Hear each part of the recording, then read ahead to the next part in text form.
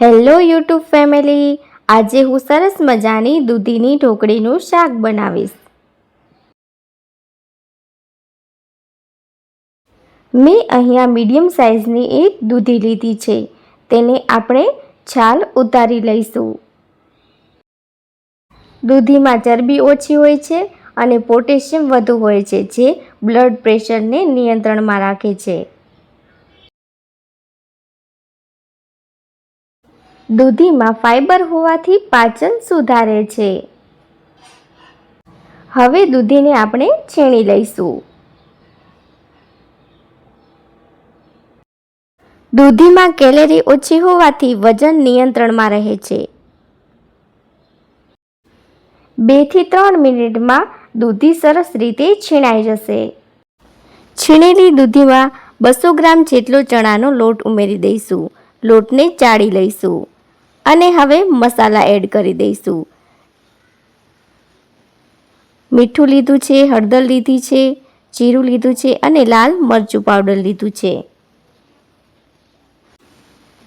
હવે અડધો ગ્લાસ જેટલું પાણી ઉમેરીને બરાબર રીતે આપણે દૂધીને હલાવી લઈશું.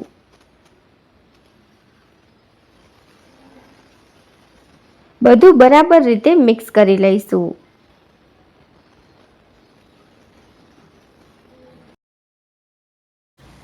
દૂધી ખાવાથી શરીરમાં રોગ પ્રતિકારક શક્તિ વધે છે.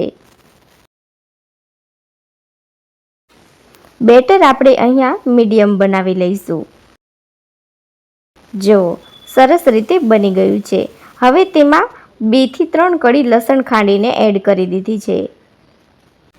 હવે આપણે દૂધીના બેટરને બાફી લઈશું.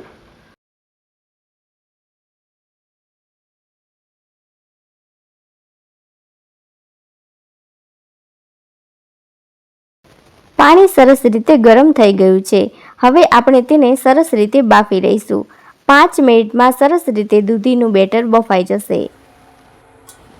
દૂધીની ઢોકળી બફાય ત્યાં સુધીમાં આપણે વઘાર માટે મસાલો તૈયાર કરી લઈશું. 7 થી 8 મીઠા લીમડાના પાન લીધા છે. 2 થી 3 કળી લસણ લીધું છે. કાપેલી ડુંગળી લીધી છે અને 1 ટમેટું સમારી લીધેલું છે.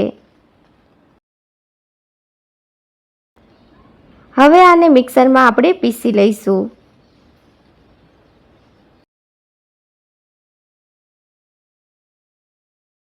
હવે એક કુકરમાં આપણે વઘાર કરી લઈશું. તેલ લીધેલું છે, તેલ ગરમ થવા દઈશું અને તેમાં રાઈ ઉમેરી દઈશું.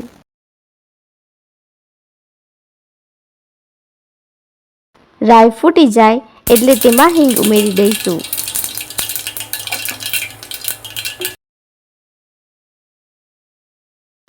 હવે લસણ અને ટમેટાનો બનાવેલો મસાલો એડ કરી દઈશું.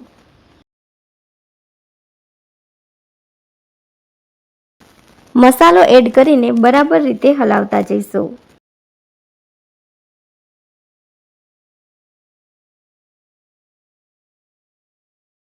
ટમેટા ડુંગળીને બરાબર રીતે આવી રીતે ઉપર તેલ દેખાય ત્યાં સુધી આપણે તેને ચડવા દઈશું.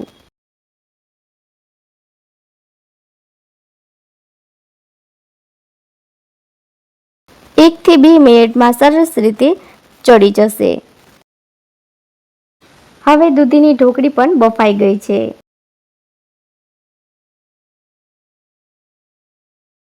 છરીની મદદથી આપણે તેને ચેક કરી લઈશું. હવે તેના કાપા પાડી લઈશું. હવે આપણે વઘારમાં મસાલા એડ કરી દઈશું. મીઠું એડ કરી દઈશું. જીરું એડ કરી દઈશું. ગરમ મસાલો એડ કરી દઈશું અને 2 ચમચી મરચું એડ કરી દઈશું.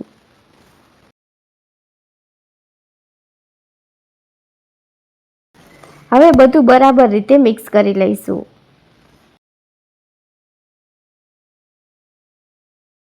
હવે તેમાં અડધો ગ્લાસ પાણી એડ કરી દઈશું. હવે ઢોકળી એડ કરી દઈશું.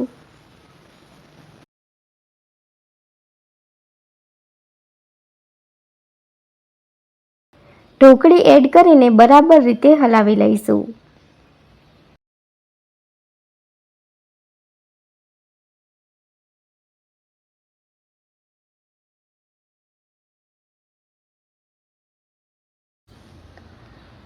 હવે ઢોકળીને બરાબર રીતે 2 થી 3 મિનિટ સુધી સરસ રીતે ચડવા દઈશું.